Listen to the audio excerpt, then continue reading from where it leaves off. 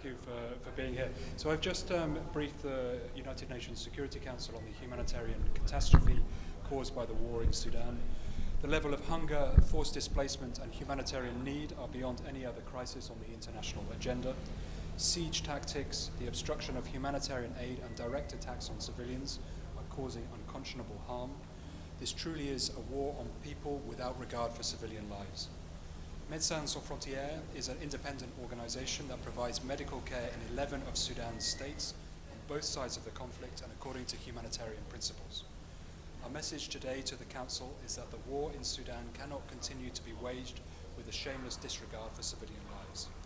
Humanitarian aid must not be obstructed by the warring parties, civilians must not be attacked and killed time and time again, and life-saving international aid must be provided in sufficient quantities and with sufficient resolve to reach people in the midst of this devastating conflict. This war has been waged for nearly 2 years, yet the international response has been negligible. The stated commitments by all sides to protect civilians have proven to be empty words on many occasions. I witnessed this myself on the 1st of February after the shelling of the market, the Shabin market in Omdurman in Khartoum by the Rapid Support Forces.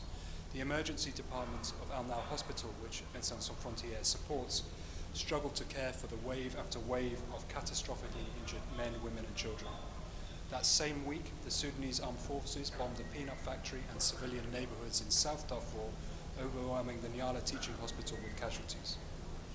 Our teams are warning of alarming levels of malnutrition in many areas, while infectious and vaccine-preventable diseases are rising.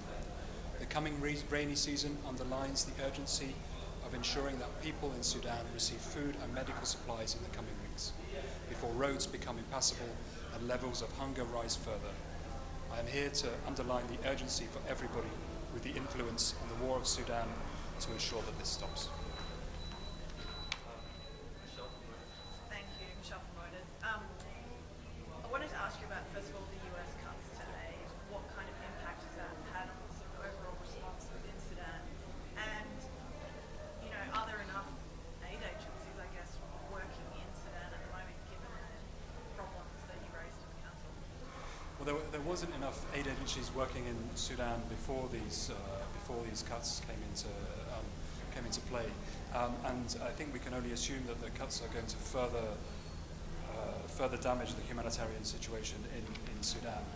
What we have seen ourselves is organizations having to stop services. Water trucking in Nyala is one example, also primary healthcare services in Nyala. When I was in Khartoum, I spoke to the authorities there, and they told me that in the 2 days before we met, they'd had 5 organizations telling them that they would have to stop activities in the Khartoum area alone. Thank you. Edith Lederer from the Associated Press.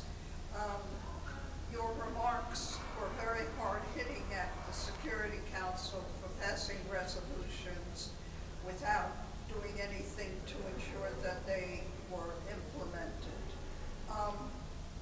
What reaction, if any, did you hear from member states during the council meeting? Well, I heard a variety of reactions. I think the message that we're trying to get across is that there needs to be an agreement to allow the uninhibited and free flow of humanitarian assistance in all areas of Sudan. And I think some heard that. At the same time, I heard some statements which I hope are not hollow statements and actually be translated into action, because it's all right talking about resolve and agreements here. It's what matters, it's what happens on the ground that really matters. So I heard some positive comments, and I hope they're translated into something practical, which is what we're really suggesting today. Hi, it's Margaret Bashir with Voice of America. Mr. Lockyear, you said the international response has been almost negligible. Why do you think the world is not paying more attention to Sudan? Why aren't they helping 30 million people who are going hungry and in need, and not putting more pressure on the warring parties to stop? Yeah, and the response really has needed a massive scale up since the start of this crisis. There are some really brave organizations and brave humanitarian workers who are struggling amidst both the bureaucratic impediments, but also the security restrictions that are in place. So there are people trying, but at a system-wide level, we're failing to be able to provide even the basics across large parts of Sudan. I don't know why there's not more media attention on Sudan. For me, it should be on the headlines every day of the week. The situation is so catastrophic for millions of people. It should be something that is on all of our consciences on a daily basis.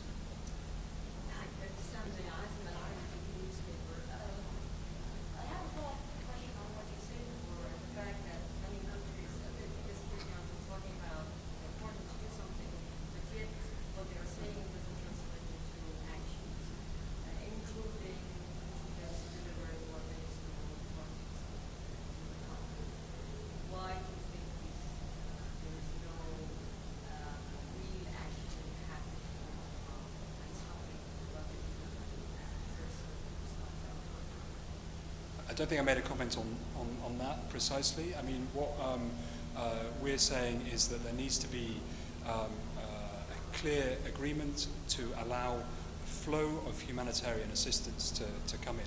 There needs to be, I think, the United Nations Secretary General giving a full mandate to UN agencies to have full presence in Darfur and to be negotiating that very clearly with the authorities in Sudan. It's imperative that we not only scale up the supplies that come in, because humanitarian assistance is much more than trucks and shipments of goods. It's also about having workers, in our case, medical workers, doctors and nurses on the ground to be able to treat people directly and support the local Sudanese health workers who are trying to carry out medical activities across the whole of Sudan. One final question, please. Yes, Stefano Vaccara, New York Intel Press. President Trump has been saying about the conflicts that he wants peace, he wants the carnage to stop, the killing to stop. What is your message for the White House, for President Trump, to give attention to Sudan?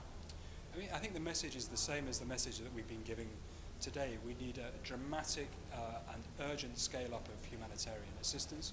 We need this war to follow the international humanitarian law. Every war has rules, and we expect that civilians are protected and spared from the horrors that we've been seeing in Sudan over the last 2 years. Thank you very much. Thank you so much. Thank Thanks you. so much. Thank you. Thank you, UN Today.